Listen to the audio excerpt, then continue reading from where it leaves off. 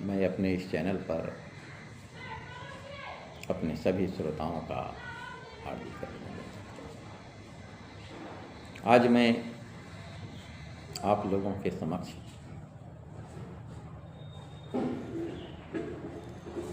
एक विचार लाया हूँ। वह विचार है कांग्रेस पार्टी और कांग्रेस पार्टी के वकील।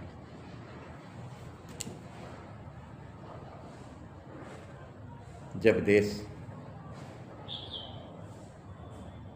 स्वतंत्र हुआ तो उस समय भी कांग्रेस पार्टी में वकीलों का जमावड़ा था, आज भी है। पर कांग्रेस पार्टी की रुतबा वैसी नहीं है जैसा पहले था। यह कांग्रेस पार्टी जिस समय कांग्रेस पार्टी का गठन हुआ था उस समय भी अपने देश में 5 छोटी छोटी संगठन हुआ करती थी और उन सभी संगठन के लोगों ने एक मंच पर आकर के और 1885 ईस्वी में भारतीय राष्ट्रीय कांग्रेस का गठन किया, जिसमें सभी जाति धर्म और संप्रदाय के लोग शामिल होकर के एक प्लेटफॉर्म पर आए। क्योंकि उस समय हमारे देश के अंदर हमारे देश की भलाई, हमारे देश के शुभ सोचने वाले लोगों का कोई बड़ा प्लेटफॉर्म नहीं हुआ था। तो देश के अंदर सभी राष्ट्रवादी लोगों ने एक प्लेटफॉर्म पर आया और कहा कि चलो यह एक अंग्रेज ने ही शुरू किया, A.O. ह्यूम ने, तो कम से कम एक अच्छी चीज़ है। लेकिन शुरुआती दिनों में भले ही कम लोग थे, लेकिन उनके विचार बहुत बड़ी थी और उन विचारों को उन्होंने आगे बढ़ाया और लगभग 20 वर्षों तक ऐसा ही चलता रहा। 20 वर्ष के बाद उसमें भी अलग अलग विचार के लोग आने शुरू हो गए। देश स्वतंत्र हुआ, स्वतंत्रता के बाद कांग्रेस का अपना एक रुतबा था और कांग्रेस के वकील लोग थे, उनकी भी अपनी एक रुतबा रहती थी। आज मैं कांग्रेस के ये वकील जो आज पहले के जो वकील होते थे वे समझते थे उनकी पहचान कांग्रेस के कारण थी, लेकिन आज कांग्रेस पार्टी के ये वकील वो कांग्रेस पार्टी को प्रभाव को मानते ही नहीं। वे समझते हैं कि कांग्रेस मेरे कारण है, और ऐसा यदि कहा जाए तो क्यों नहीं कहेगा, बिल्कुल कहेगा।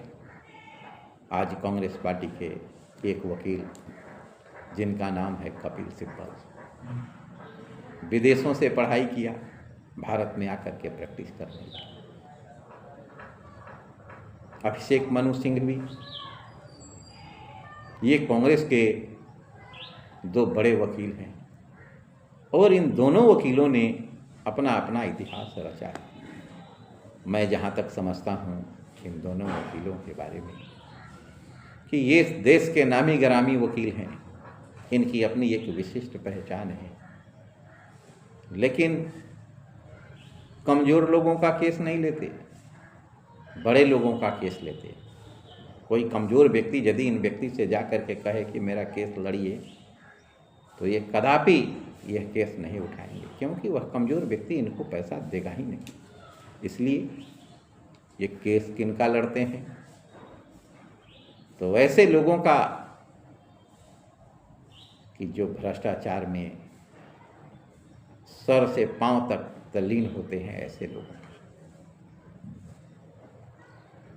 कपिल सिब्बल, अभिषेक मनु सिंह भी, जैसा कि आप सबों को मालूम है कि लालू यादव को कई केसों से बड़ी करा करके यह व्यक्ति लाया। झारखंड के मुख्यमंत्री शिबू सोरेन को और सरकार के खिलाफ चलने वाले उन सभी केसों का पैरवी यही अभिषेक मनु सिंघवी और कपिल सिब्बल महोदय ही करते हैं। और इनकी पहचान तब कभी कांग्रेस से थी, लेकिन अब ये मानने लगे हैं कि कांग्रेस से मेरी पहचान नहीं है, चूँकि कांग्रेस के जो विपक्ष के नेता राहुल गांधी जी हैं, उनको जी जब न्यायालय ने 2 बरस का सज़ा दिया तो यही अभिषेक मनु सिंघवी हैं जिन्हें उन्हें राहुल गांधी को उस केस से बरी करा करके लाया। इसलिए आज के समय में ये कांग्रेस के जो वकील हैं, उनकी पहचान कांग्रेस के कारण नहीं है, इनकी पहचान इसलिए है कि चाहे ये कांग्रेस पार्टी के, चाहे अन्य पार्टी के जो भी भ्रष्टाचारी लोग हैं, उन सब का केस इन्हीं के हवाले जाता है और सबको बड़ी करा कर लाते हैं और सबको बड़ी करा करके लाने में इनको महारत भी हासिल है। अभिषेक मनु सिंघवी अरविंद केजरीवाल को भी बड़ी कराने में बहुत बड़ी भूमिका निभाए थे। जैसा कि आप जानते हैं, बिहार में भी एक बहुत बड़ा केस हुआ था आनंद मोहन का। उस आनंद मोहन के केस में जो वकील थे, उनका नाम था AP सिंह। और इन बड़े लोगों के कारण ही इन सबों की पहचान की जाती है। आज अपने देश के अंदर 2G का इतना बड़ा घोटाला हुआ, जिसका दोषी सुरेश कलमाड़ी था, और वह घोटाला हुआ था कोयला का घोटाला। ऐसी बात नहीं है कि बंगाल में कोयला का घोटाला नहीं हुआ था, बंगाल में भी कोयला का घोटाला हुआ। एक समय था जब आपने सुना होगा कि देश के भूतपूर्व प्रधानमंत्री नरसिम्हा राव ने, जो 91 से और 96 तक देश के प्रधानमंत्री थे, उन्होंने झारखंड के 4 सांसदों को 2-2 करोड़ रुपया देकर सरकार को बचाई थी। उनको भी केस झेलना पड़ा था और इन लोगों को भी बरी कराया था। ये सब ये लोग हैं। और इतना ही नहीं,